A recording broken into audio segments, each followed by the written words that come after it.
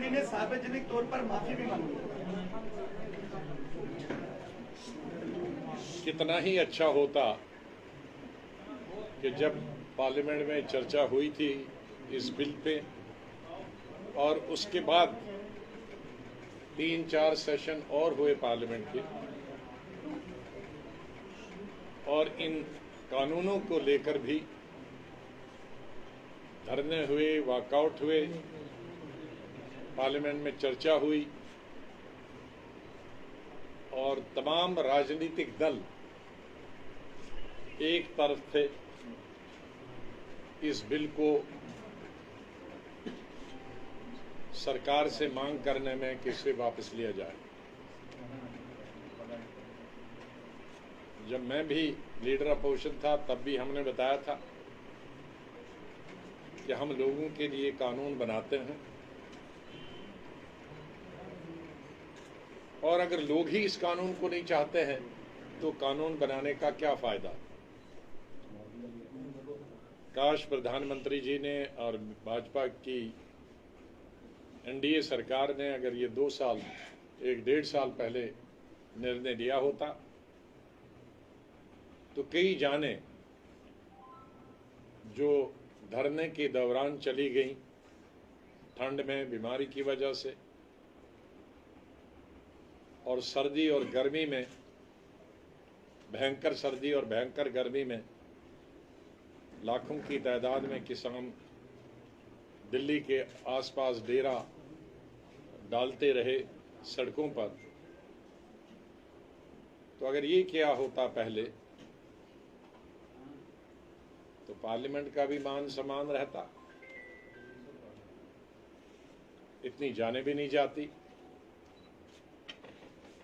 और इतनी लोगों को, बूढ़े, नौजवान, औरतें, बच्चों को तकलीफ भी नहीं होती। चलो, ये ऐसा कदम है जिसकी हम निंदा नहीं कर सकते हैं, स्वागत ही करते हैं, लेकिन स्वागत with heavy heart. Some people say that it's going to open Pandora box. Like tomorrow, people will say that why don't you get back 370 and 35A? Get these are democracy.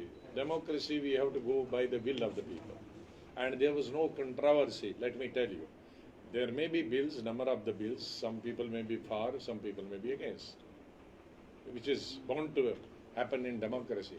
But this particular bill was the one that nobody was opposed to. I mean, nobody was in favor of this bill. Everybody was opposed to these bills. Everybody, irrespective of religion, region, and section of the society, everybody wanted these bills to be withdrawn, to be repealed. You think election has somewhere played a role? No, that's obvious. I need not to tell that. I would say that election only has played the role, but good, maybe that will be byproduct, but ultimately the government has accepted to withdraw this bill. So that is a good thing which has happened. But I wish this thing should have been happened when the parliament was in session. There were debates on this particular issue. There were walkouts on this particular issue. There were dharna for years together, for months together, both in scorching heat and cold. Large number of people died also during these dharnas. It would have been much better if this would have done much earlier. This would have been done last year. This is something which I think each one of us has to welcome, and it's a good thing has happened. But I only can say that had this happened much earlier, it would have been better for the country and it would have been better for the Kisans. Rakesh Tikait ने एक बयान दिया है, उसमें उन्होंने कहा है कि हम धरना तब तक नहीं हटाएंगे जब तक पार्लियामेंट में इसको रद्द नहीं किया जाता और एमएसपी और बाकी मुद्दों पर सरकार को बातचीत करनी होगी।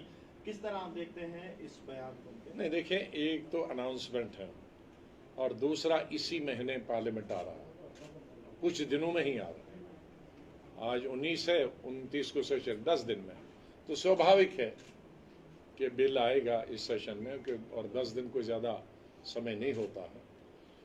और मुझे पूरी आशा है कि इन 10 दिनों में सेशन से ज़रूरी नहीं है कि ये पहला बिल हो, लेकिन ये सेशन आ ही रहा है तो इसमें आएगा और मुझे पूरी आशा है कि उससे पहले सरकार किसानों से बात करेगी।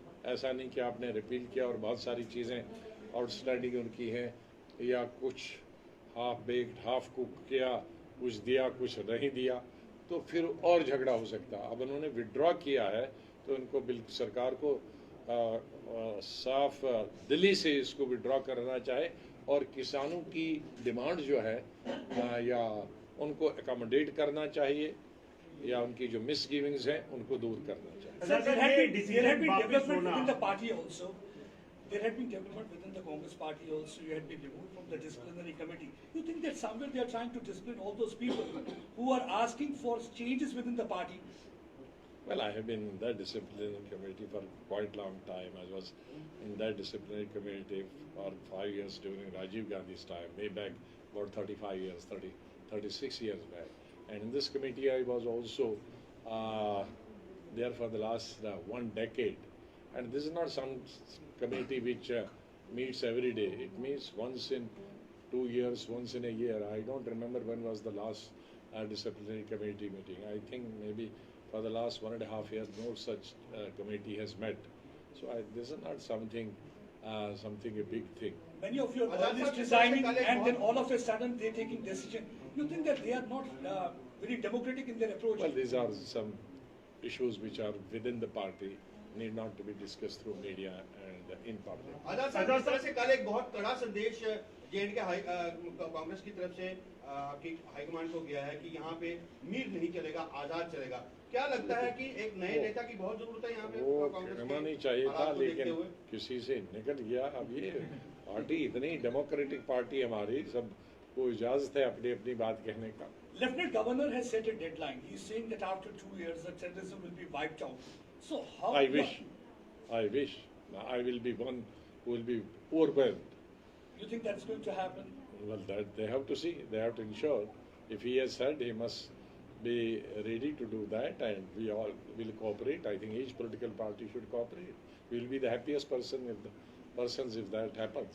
आजाद साहब, जिस तरह से बिल वापस लिए गए हैं, प्रधानमंत्री ने अनाउंसमेंट की है, क्या लगता है क्योंकि अब बात छिड़ेगी इस पे सियासत की कि गवर्नमेंट की सरकार की हार हुई है, किसी की जीत हुई है? देखिए, इसमें हार जीत को देखना नहीं चाहिए।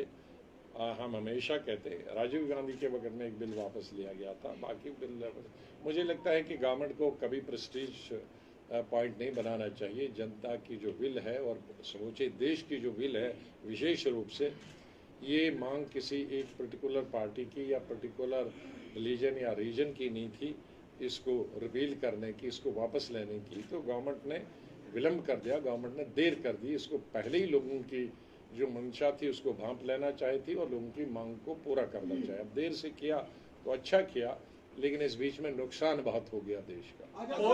और भी कुछ ऐसे बिल हैं? आजाद साहब, 7 साल में पहली बार मोदी सरकार का कोई बिल जो है वो रिपील हुआ है, आपको लगता है? 5 साल नहीं, उनके 7 साल। 7 साल बोलो सर, 7 साल में ये पहली बार कोई बिल जो है वो रिपील हुआ है। आपको लगता है कि बीजेपी ने अपने डिक्लाइन को देखते हुए मुझे उम्मीद है कि आइंदा आने वाले वक्त में जो भी जनता विरोधी बिल होगा, वैसे बिलों के ऊपर वो दोबारा से छानबीन करेंगे और उन पे नजर डालेंगे। Another thing that BJP talks about is uniform civil code.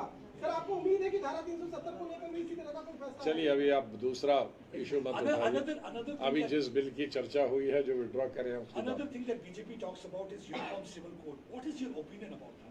Well, let us not discuss all these issues at the time of the election, because the elections are going to be held within the next 2 months.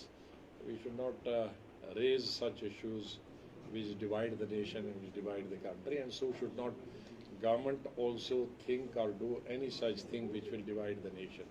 अब और आप दोनों का हो गया। एक सवाल हाल ही के दिनों में आपने रैलियां की हैं जम्मू कश्मीर के अंदर, और जनता चाहती है कि आपको यहाँ का एक बड़ा चेहरा देखा जाए।